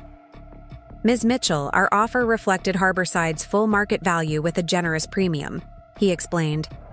We're interested in acquisition, not partnership. Your company's infrastructure simply isn't developed enough to support the international expansion we envision. That's precisely why partnership makes sense, I countered. Harborside brings brand authenticity and product innovation. Luminous brings global infrastructure and distribution. Together, we create something neither could achieve independently. The conversation ended without resolution, but I hadn't expected immediate agreement. Corporate negotiations, like any relationship, required time for both parties to adjust expectations and recognize mutual benefit. Over the next several weeks, I maintained regular operations while directing our legal team to develop detailed partnership frameworks for continuing discussions with Luminous. The West Coast expansion proceeded on schedule, with our new San Francisco location preparing for its soft opening the following month. During this period, Nate had been unusually quiet about both the Luminous situation and his own decision regarding Chicago. We interacted professionally during meetings and collaborative projects, but the personal conversations that had begun to develop during the retreat seemed to have receded. I found him late one evening in the design studio, reviewing packaging mock-ups for our holiday collection. The space was empty except for us, the creative team having departed hours earlier. You've been scarce lately, I observed, settling into a chair across from his workstation. He glanced up briefly. Final preparations for the West Ridge campaign? Launch, plus helping transition my team in case I accept the Chicago position. So you've decided? My stomach tightened inexplicably at the prospect of his departure. Not officially, he said, returning his attention to the mock-ups. But I need to be prepared either way. Meridian is pressing for an answer. His detachment felt deliberate, a step back from the tentative reconnection we'd established. I considered leaving him to his work, but instead chose directness. Have I done something to create this distance between us? I asked. Since the retreat, you've been professional? He suggested, finally meeting my gaze. Distant, I corrected. And I'd like to understand why. Nate set down his design pen and leaned back in his chair. I overheard your conversation with Amelia at the retreat about Luminous. And? I prompted, uncertain why this would cause his withdrawal. And it made me realize I'm still a complication in your story. Your business decisions, your personal choices, they're all colored by our history. That's not fair to you. His perception caught me off guard. Is that why you're considering Chicago? To remove the complication? Partly, he admitted. Watching you navigate the Luminous offer, I recognized how much you've grown beyond our shared past. You don't need my approval or input anymore. Maybe you never did. The insight stung with its accuracy. I had sought his opinion about Luminous partly because his perspective mattered to me, but also because some part of me still craved the validation he had withheld years earlier. My decision about Luminous wasn't about you, I said carefully. It was about Harborside's future, about staying true to why I created it in the first place. I know, he acknowledged. That's what makes it the right decision. You're no longer defining your choices in relation to me or anyone else. That's as it should be. His words carried a finality that suggested more than just professional respect. He was creating space, not just between our workspaces, but between our narratives. The realization brought an unexpected emptiness. So Chicago would be a clean break, I concluded. A fresh start for both of us. Maybe, he said, his expression softening slightly. Or maybe it would finally allow us to interact without the weight of our history determining every exchange. Either way, I need to make the decision based on what's right for me, just as you did with Luminous. The conversation shifted something fundamental in my understanding of our evolving relationship. Nate wasn't withdrawing out of resentment or discomfort. He was creating space for both of us to move forward authentically, unburdened by the complicated dynamics of our past. Before I could respond, my phone buzzed with an incoming call. The screen displayed Luminous's corporate number. "I should take this," I said, standing to leave. "It might be about the partnership proposal." Nate nodded. "Good luck." "For what?" "It's worth. I think they'd be fools not to see the value in what you're offering." The call was indeed from Luminous, specifically from Eleanor Winters, their CEO, who had apparently taken personal interest in the negotiations. "Ms. Mitchell," she began without preamble when I answered in my office, "I've reviewed your partnership proposal. It's unorthodox but intriguing. I'd like to discuss it further, in person this time." Her direct approach caught me off guard. "I'd be happy to meet," I replied, quickly regaining my composure. "When did you have in mind?" "I'm visiting your region next week for an industry conference. Tuesday afternoon at the Harborview Hotel would work for my schedule." The Harborview was Lakeside Harbor's most prestigious venue, a signal that she was taking this discussion seriously despite her team's initial dismissal of my counteroffer. "Tuesday works perfectly. I appreciate your willingness to consider an alternative approach." "I appreciate innovation, Ms. Mitchell," she replied, "in products and in business models. Whether we reach agreement or not, your proposal demonstrates the kind of strategic thinking that caught our attention in the first place." After the call ended, I sat at my desk contemplating the potential turning point ahead. Luminous's willingness to explore partnership rather than acquisition represented significant progress, but the real negotiations would only begin with next week's meeting. Eleanor Winters had a reputation for shrewd deal-making beneath her polished exterior. The following days passed in a blur of preparation. I worked with our legal team to refine partnership terms, collaborated with finance to develop detailed revenue projections under various scenarios, and rehearsed presentations with Olivia to anticipate potential objections. Through it all, I maintained normal operations, determined that Harborside would continue its growth trajectory regardless of the Luminous outcome. The West Coast expansion moved forward, our new product development pipeline remained active, and the integrated Pinnacle team continued adapting digital strategies for our existing campaigns. Nate and I maintained professional collaboration during this period, but the personal distance he had established remained. He focused intensely on transition planning, documenting processes, and mentoring team members who would assume greater responsibility if he departed for Chicago. The morning of my meeting with Eleanor arrived with unexpected spring showers that left Lakeside Harbor shrouded in mist. I chose my outfit carefully, a tailored navy suit that projected confidence without ostentation, paired with the simple silver necklace that had become something of a personal talisman since Harborside's earliest days. As I prepared to leave for the Harborview, Olivia appeared in my office doorway with a small gift bag. "A little something from the team," she explained, "for good luck." Inside was a beautifully packaged sample of our first product, the recovery serum that had launched Harborside's journey from my guest bedroom to our current success. Attached was a card signed by employees across departments, including several from the former Pinnacle team who had initially viewed the acquisition with skepticism. "Remember your roots, trust your vision," the message read.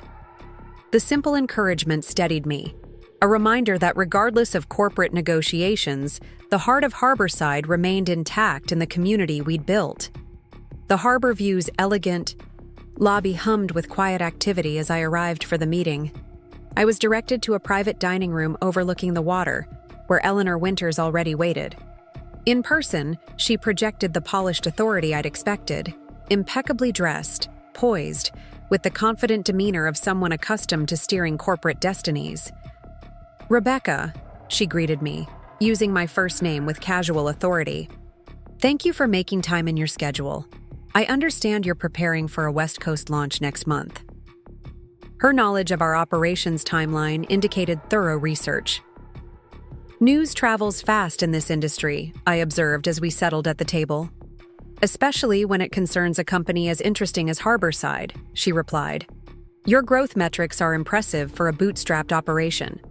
Most founders in your position would have accepted our acquisition offer immediately. Most founders haven't walked the specific path that led me here, I countered. Harborside isn't just a business asset to me. Eleanor studied me with newfound interest. Tell me about that path. The real story, not the polished version from your marketing materials. The request surprised me. I had prepared for detailed financial discussions and terms negotiations, not personal narrative. Yet something in her direct approach suggested this wasn't merely conversational. It was assessment of what drove my decision-making. Harborside began because I needed skincare products that actually worked for my specific issues, I began. But it grew because I refused to accept limitations others placed on what it could become. Over the next hour, our conversation ranged from Harborside's origin in my guest bedroom to my vision for its future, including the values I wouldn't compromise regardless of financial incentives. Eleanor listened attentively, occasionally probing, with incisive questions that revealed both her business acumen and genuine curiosity. So, when our acquisition offer arrived, she summarized, you saw it as potentially undermining the very qualities that make Harborside valuable. Exactly, I confirmed. Full acquisition might maximize short-term financial return, but at the cost of the authenticity and innovation that attracted your interest in the first place. She nodded slowly. Many entrepreneurs fail to recognize that distinction. They build companies worth acquiring precisely because of their independent spirit, then wonder why that value diminishes once corporate integration begins. The observation suggested she understood my concerns more deeply than her negotiating team had indicated. That's why partnership makes more sense for both parties, I continued. Luminous gains access to Harborside's brand loyalty and product, innovation without the integration challenges that typically reduce acquisition value. Harborside gains global distribution infrastructure without surrendering the independence that drives our success. Eleanor sipped her water thoughtfully. Your proposal has merit, but authentic partnership requires alignment beyond financial projections. She fixed me with a direct gaze. What matters most to you about Harborside's future, beyond quarterly returns or market position? The question cut to the heart of my decision to counter their acquisition offer. That we remain true to why we exist, to create products that genuinely improve people's daily experiences, developed with integrity and transparency, and that the community we've built continues to thrive. Community meaning your employees? Employees, customers, suppliers, everyone who's become part of Harborside's story, I clarified. We've created something that matters to people beyond transaction value. I won't sacrifice that for any price. A smile touched Eleanor's lips. That conviction is precisely why Luminous became interested in the first place. She reached into her portfolio and extracted a document. I've taken the liberty of drafting revised partnership terms that might address your core concerns while still achieving our strategic objectives. The proposal outlined a structure significantly closer to what I'd envisioned, a framework that preserved Harborside's operational autonomy and brand identity while creating mutual benefit through shared distribution channels and manufacturing resources.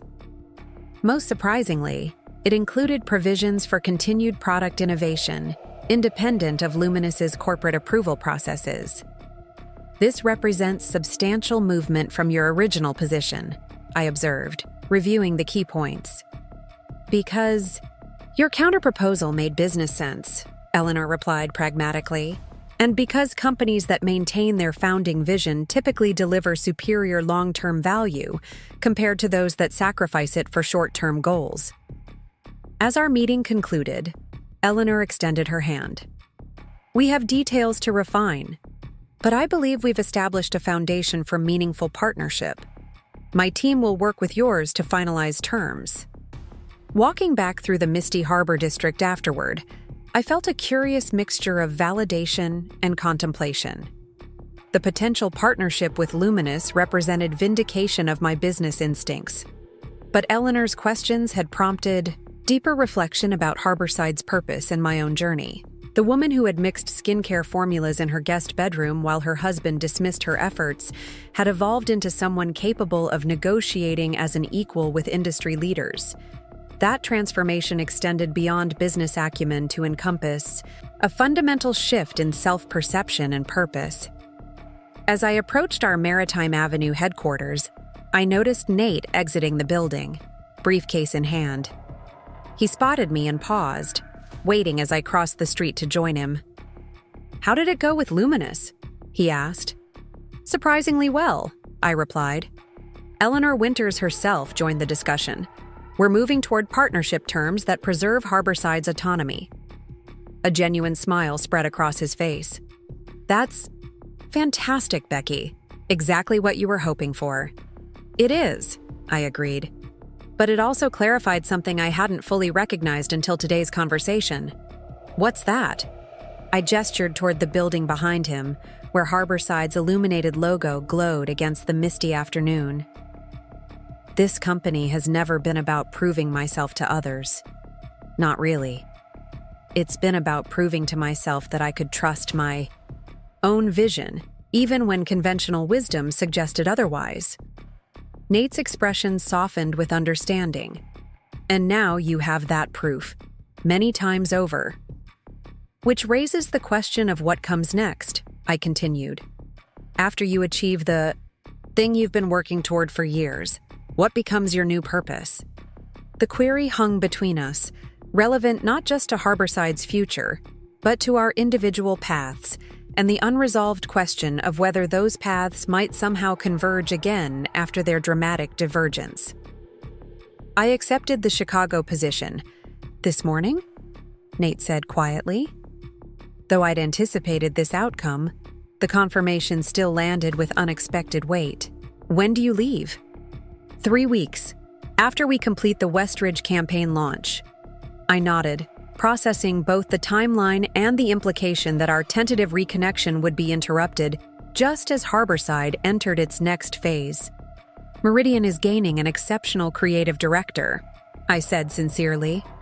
"They're fortunate to have you." "Thank you," he replied. "That means more than you might realize, coming from you." Rain began falling more heavily, prompting us to step beneath the building's entrance awning. The synchronicity of our major life decisions, my partnership negotiations with Luminous, his acceptance of the Chicago position, seemed somehow appropriate, as if our journeys remained connected even as they followed separate trajectories. "I should get back inside," I said, reluctant to end the conversation but aware of pending commitments. "I have a team waiting for updates on the Luminous meeting."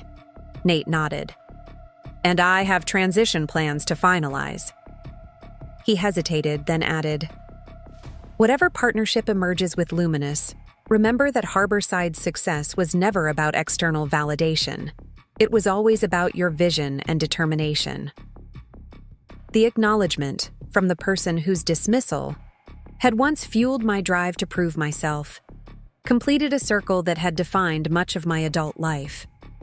As we parted ways beneath the misty lakeside harbor sky, I recognized that both Harborside and I stood at a threshold between chapters. Between proving something and becoming something. Between reacting to the past and creating the future. The partnership agreement with Luminous was finalized on a Thursday afternoon, exactly 49 days after their initial acquisition offer. The legal teams from both companies gathered in our boardroom, the atmosphere a mixture of professional formality and genuine accomplishment as signatures were exchanged on multiple copies of the document.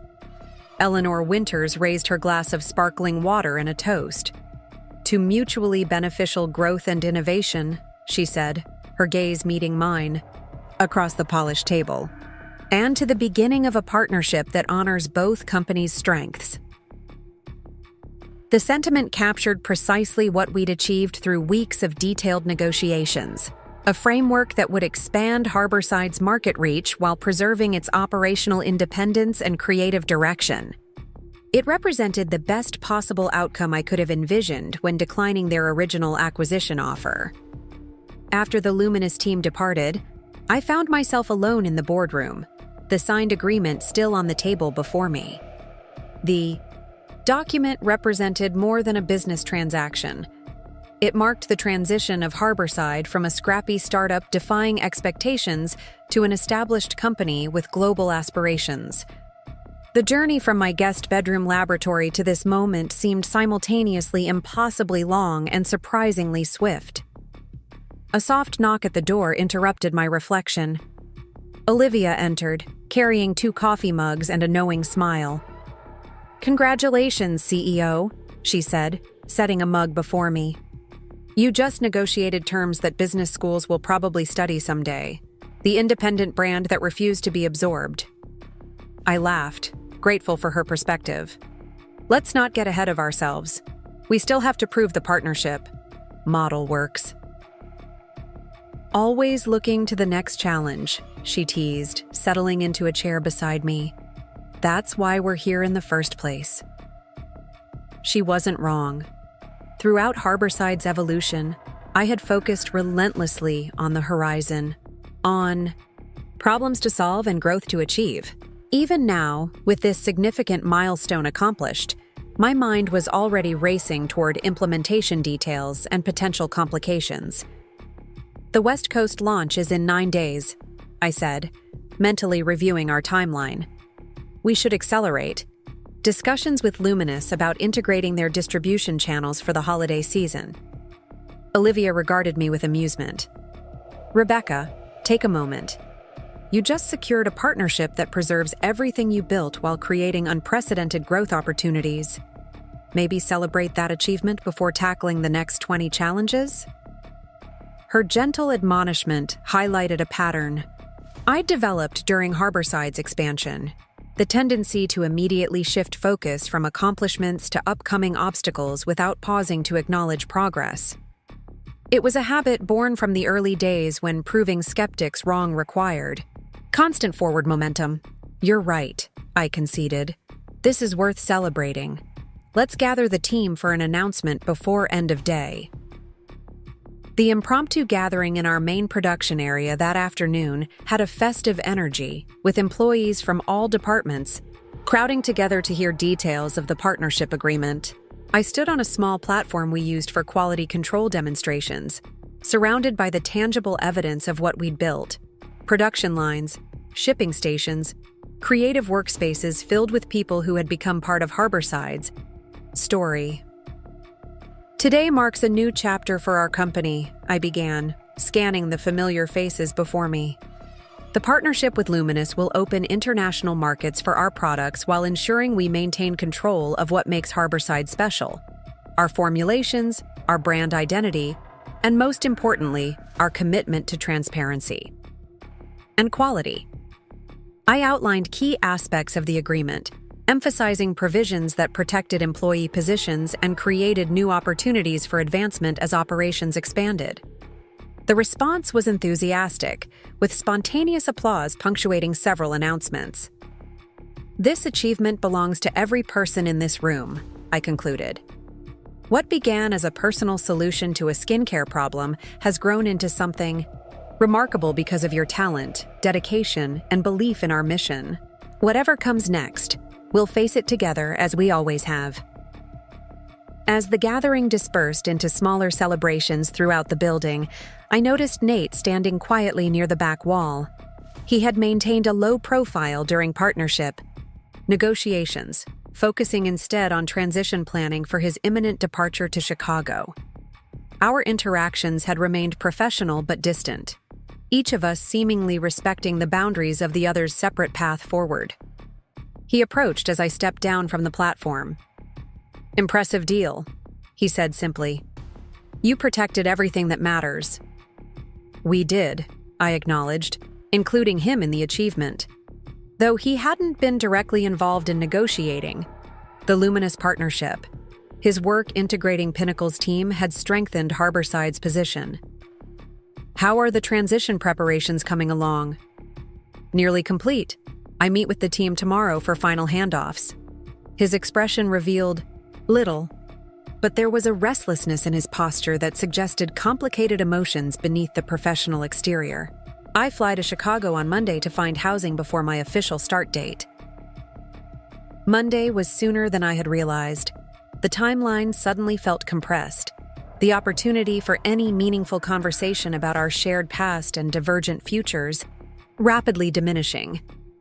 "We should have dinner before you go," I suggested impulsively, to properly mark the transition for both of us. Something flickered in his expression, surprise, perhaps, or hesitation. "Are you sure that's a good idea?" The question held layers of meaning. Were we capable of sharing a meal without resurrecting old tensions? Could we acknowledge our complicated history without being defined by it? Was there anything left to say that would serve either of us moving forward? "I think it is," I replied with more confidence than I felt. "We've both achieved what we wanted. You have the creative director position at Meridian. I have Harborside's future secured. We can celebrate those accomplishments as colleagues, if nothing else."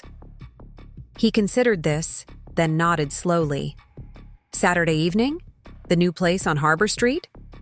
"Sounds perfect," I agreed, already questioning the wisdom of extending the invitation, but unwilling to retract it. The following days passed in a flurry of activity. Implementation of the Luminous partnership began immediately, with joint teams establishing protocols for shared distribution channels and international market entry. Simultaneously, preparations for the West Coast launch required careful coordination between operations, marketing, and our newly expanded sales team. Throughout this period, I was acutely aware of Nate's imminent departure. His absence would alter the company dynamic in ways I hadn't fully anticipated when Pinnacle was first acquired. Over the months since the integration, he had evolved from a remnant of my complicated past to a valuable contributor to Harborside's present, a transformation neither of us had expected. Saturday evening arrived with uncharacteristic clarity after days of coastal fog. The restaurant Nate had suggested was built on a renovated pier extending into the harbor, with floor-to-ceiling windows offering expansive water views. I arrived deliberately early, securing a corner table that balanced privacy with the spectacular sunset panorama. Nate appeared precisely on time, dressed in casual elegance that reminded me of our early dating years when every dinner held the excitement of a special occasion.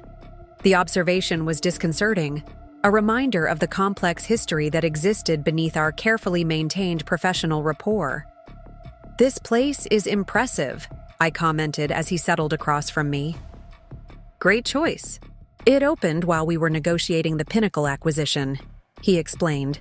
"I've wanted to try it, but never found the right occasion." The unspoken implication that his departure constituted an appropriate occasion hung briefly between us before the server arrived with menus and wine recommendations. We navigated the ordering process with polite efficiency, both seemingly aware of the unusual nature of our dinner together, neither purely professional nor genuinely personal, but suspended somewhere in between. "To new beginnings," Nate offered once our wine was poured, raising his glass with a measured smile. "Yours with Luminous, mine with Meridian." I met his toast, appreciating the neutral framing. "New beginnings," I echoed, "and successful transitions." The initial awkwardness gradually eased as our conversation found safer territory in professional topics. The Luminous partnership details, Meridian's creative direction under new leadership, industry trends affecting both traditional agencies and emerging brands. It was the kind of discussion we might have had years earlier, before ambition and resentment complicated our relationship, when we could simply share perspectives without underlying agendas. "You know what's strange?" Nate said as our main courses arrived. If someone had described this scenario 3 years ago, you running a successful company partnered with Luminous, me heading to Chicago for a creative director position, I probably would have assumed our roles were reversed. The observation wasn't accusatory, but carried a hint of rueful self-awareness that struck me as significant. We both had blind spots, I acknowledged. You couldn't see Harborside's potential. I couldn't see the constraints of our relationship dynamic. He nodded slowly. For years, I operated from the assumption that my career would always be our primary focus, that your interests were hobbies rather than ambitions. I never questioned that framework until it collapsed entirely. The honesty of his assessment surprised me. Throughout our separation and professional reintegration, we had carefully avoided examining the fundamental imbalance that had characterized our marriage. Now, on the eve of his departure, the protective barriers seemed to have thinned enough to permit greater transparency. "Why did you suggest Victor approach me about acquiring Pinnacle?" I asked, the question that had lingered since that pivotal conversation at the Lighthouse Cafe. "You must have known how complicated that would be for both of us." Nate set down his fork, considering his response carefully. "Because despite everything, I trusted your business judgment more than any other option available. And because I thought maybe it could be." He hesitated, searching for the right word. "Redemptive somehow. For both of us." "Redemptive?" I repeated, testing the concept. "You mean fixing the power imbalance? Reversing our positions?" "Not exactly," he clarified. "More like creating space where we could see each other accurately, without the distortions of our history. Where I could acknowledge your capabilities without resentment, and you could exercise your authority without needing to prove anything to me." His insight reflected a level of self-awareness I hadn't expected. The Pinnacle acquisition had indeed forced both of us to engage differently. Him to accept my leadership, me to separate business decisions from emotional vindication. It worked, in a way, I admitted. The integration has been more successful than either of us anticipated. "It has," he agreed, "which makes my departure more complicated than I expected." The statement contained layers that extended beyond professional transition. The subtle shift in his tone suggested personal regret alongside practical considerations. "The Chicago opportunity is significant," I reminded him, uncertain how to navigate this emerging vulnerability. "Creative director at Meridian is exactly the position you've worked toward." "It is," he acknowledged, "and 3 months ago I would have accepted without hesitation. But lately, I've been questioning what really matters in my next chapter." The conversation had ventured into territory more intimate than I had anticipated. When suggesting dinner, Nate's unexpected openness created a moment of decision: maintain the professional boundaries we'd established, or engage with the deeper currents flowing beneath our carefully constructed interaction. "What's changed?" I asked, choosing the latter path. He gazed out at the darkening harbor before answering. "Working at Harborside these past months has shifted my perspective. I've seen a different model of success, one built on genuine value creation rather than client perception management. One where purpose drives decisions, not just profit margins." "That sounds suspiciously like you've been drinking our corporate Kool-Aid," I observed with a small smile, trying to lighten the suddenly weighty atmosphere. He laughed softly. "Maybe I have. Or maybe watching you lead this company has made me reconsider what I want from my own career." The compliment carried a personal dimension that couldn't be ignored. This wasn't merely professional respect. It was acknowledgement of how my journey had influenced his own thinking about work and purpose. "Chicago doesn't have to be permanent," I offered carefully. "If the culture at Meridian doesn't align with your evolving priorities." "True," he agreed. "But decisions like this are rarely about geography alone." His gaze met mine directly, for perhaps the first time that evening, without the careful professional distance that had characterized our recent interactions. The unspoken question in his expression was clear. Were we discussing only his career trajectory, or something more fundamental about our separate paths, and whether they might somehow reconnect? "Nate," I began cautiously, "what are you really saying?" He took a measured breath before responding. "That I'm not sure leaving Lakeside Harbor is the right decision anymore, professionally or personally." The admission created a delicate moment suspended between our complicated past and uncertain future. The restaurant continued its normal activity around us, servers moving between tables, other diners engaged in their own conversations, but at our corner table, time seemed to pause as we approached a crossroads neither of us had anticipated. "What would staying look like?" I asked, the question encompassing multiple dimensions: his professional role at Harborside, his personal life in Lakeside Harbor, and the unresolved question of what relationship might be possible between us after everything we'd experienced. "Honestly, I don't know," he admitted. "I haven't allowed myself to fully consider it until recently. The Chicago offer provided a clean exit, a fresh start without the complications of our history.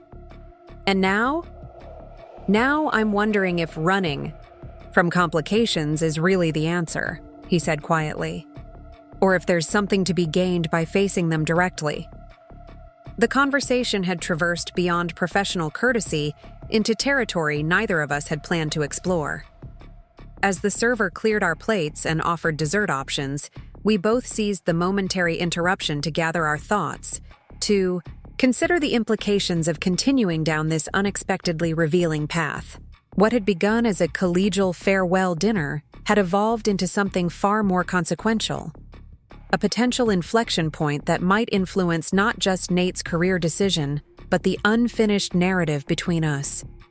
The realization carried both possibility and apprehension. The sense that whatever came next would require careful navigation of terrain we had previously avoided. "Maybe we should continue this conversation somewhere more private," I suggested as the server departed with our dessert order. "The pier walkway might be better for this discussion." Nate nodded, seemingly relieved at the suggestion. "Some conversations shouldn't happen in restaurants," he agreed, "especially in a harbor town where everyone knows everyone's business." The observation lightened the moment temporarily, a shared acknowledgement of Lakeside Harbor's close-knit community, where professional decisions often became public knowledge with surprising speed. Whatever direction our conversation might take, it deserved the privacy that only the open harbor air could provide once our meal concluded. I arrived at Pelican Point, the upscale restaurant Eleanor had suggested for our Tuesday meeting, exactly 10 minutes early.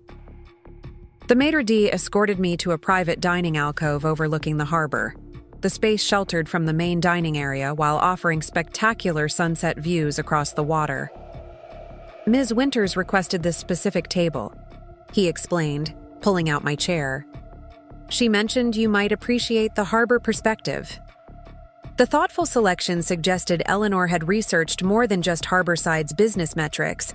She had taken time to understand the significance of our location and name. This attention to personal detail reinforced my impression of her as a potential partner rather than merely an acquirer. Eleanor arrived precisely on time, dressed in understated elegance that projected authority without ostentation. "Thank you for accommodating my schedule," she said as she settled across from me. "I find these discussions are more productive, away from corporate conference rooms." Our conversation flowed naturally through preliminary pleasantries as we ordered. Once our appetizers arrived, she shifted toward the evening's primary purpose with characteristic directness.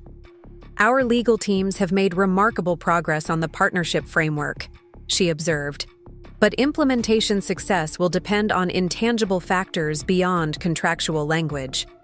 Brand integration philosophy particularly concerns me." "How so?" I asked, appreciating her focus on substantive considerations rather than merely procedural details.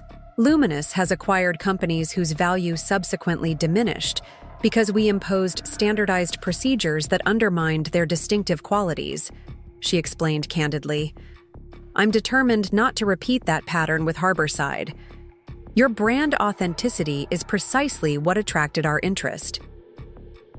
What specific aspects concern you most? I inquired, recognizing the importance of identifying potential friction points before implementation began. Marketing voice primarily, she replied thoughtfully. Harborside's communication style creates a distinctive customer relationship that standard corporate messaging would destroy.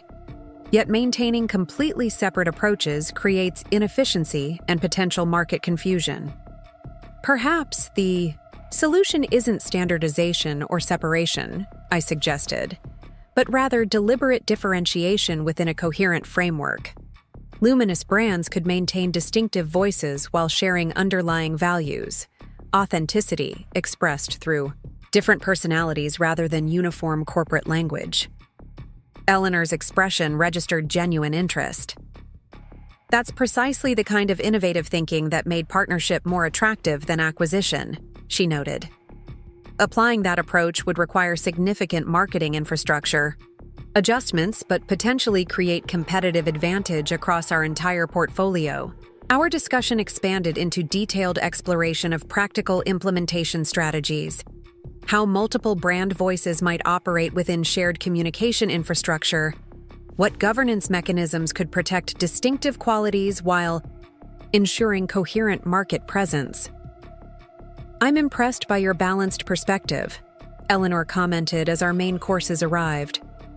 Many founders in your position would either resist any integration to protect their creation or eagerly accept whatever larger partner proposes. Your approach acknowledges both preservation necessities and adaptation opportunities. That balance has characterized Harborside's development from the beginning, I explained. Growing from home-based formulation to commercial production required maintaining product integrity while implementing standardized manufacturing processes. Each expansion phase has presented similar challenges. The conversation shifted toward personal entrepreneurial experiences, with Eleanor sharing unexpected insights about her own career journey, challenges navigating male-dominated corporate environments, moments requiring difficult choice between principle and pragmatism. You know, Eleanor observed as dessert was served, when my team first identified Harborside as potential acquisition target, our financial analysis focused entirely on product portfolio, market position, and growth metrics. The standard evaluation framework. What that analysis missed, what I only recognized through personal engagement, was the distinctive philosophy underlying your business model. The commitment to authentic value creation rather than merely profit extraction. That quality can't be acquired through standard transaction. It must be preserved through respectful partnership. As our meeting concluded, Eleanor extended an unexpected invitation. Our annual leadership conference is scheduled next month in Monterey. I'd like you to present our partnership approach to Luminous's executive team and divisional leaders. Help them understand the philosophical framework we're establishing. I'd be honored, I replied, recognizing both the opportunity and responsibility such a presentation would entail. Excellent, Eleanor confirmed as we prepared to leave. I believe this partnership model could transform how we approach future relationships, moving beyond mere acquisition toward genuine collaboration that preserves distinctive value while creating mutual benefit. Wednesday morning brought the management meeting where Nate's permanent appointment would be officially announced. The team had gathered in our main conference room, conversation flowing easily among department heads before the formal session began. Good morning, everyone, I began once the room settled. Before addressing regular department updates, I have a significant leadership announcement. As you know, Nate Mitchell has been serving as interim creative director during Pinnacle's integration phase. Following careful evaluation of division performance metrics and leadership capabilities, I'm pleased to announce his permanent appointment to this position. The announcement generated positive response, genuine appreciation rather than merely perfunctory acknowledgement. During the integration period, Nate had established productive relationships across departments, demonstrating a collaborative approach that transcended traditional creative division isolation. Nate's leadership has significantly enhanced our integrated marketing capabilities, I continued, maintaining a professional tone. The creative team's performance metrics show remarkable improvement under his direction, and his strategic vision aligns perfectly with our expansion objectives, particularly regarding the Luminous partnership implementation. Nate acknowledged the announcement with appropriate professional gratitude. "Thank you for this opportunity," he responded, addressing both me and the broader team. The past months have demonstrated what's possible when traditional marketing expertise combines with Harborside's innovative approach. I'm excited to continue building on that foundation as we expand nationally and explore international opportunities through the Luminous partnership. Later that afternoon, approaching Nate's office for a scheduled budget review, I noticed the distinctive packaging mock-ups displayed on his workspace wall, physical manifestation of our creative evolution. From early hand-labeled products to sophisticated brand identity, remarkable evolution without losing essential character, Nate commented, noticing my attention to the display. The visual language has matured while maintaining authentic connection to the original concept, rare accomplishment in brand development. Continuity through transformation, I acknowledged, appreciating his perceptive analysis. Each development phase required balancing growth requirements with founding principles, adapting expression while preserving essential purpose. As I left headquarters that evening, I paused briefly to watch the sunset illuminating the harbor waters. The scene provided perfect visual metaphor for Harborside's journey. Familiar landscape transformed by changing light, enduring elements enhanced rather than diminished by evolution. From my guest bedroom experiments to partnership negotiations with industry leaders, from hand-labeled jars to sophisticated international distribution planning, the path had been longer and more rewarding than I could have imagined when Nate first dismissed my little hobby. Whatever challenges lay ahead, I would face them not as the uncertain woman seeking validation, but as the confident entrepreneur who had built something valuable enough to transform an industry giant's approach to partnership. Up next, you've got 2 more standout stories right on your screen. If this one hit the mark, you won't want to pass these up. Just click and check them out.